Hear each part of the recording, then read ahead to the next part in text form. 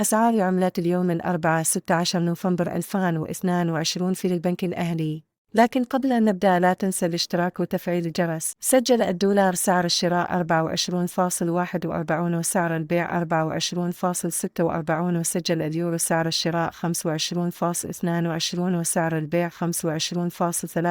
وسجل الجنيه الاسترليني سعر الشراء 28.88 وسعر البيع 29.21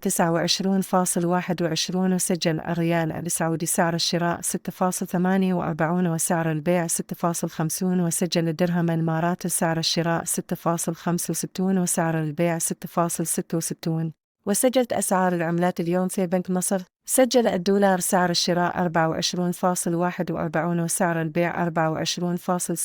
وسجل اليورو سعر الشراء 25.22 وسعر البيع 25.53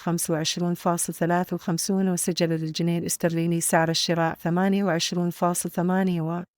وسعر البيع 29.21 وسجل الريال السعودي سعر الشراء 6.49 وسعر البيع 6.50 وسجل الدرهم الإماراتي سعر الشراء 6.65 وسعر البيع 6.66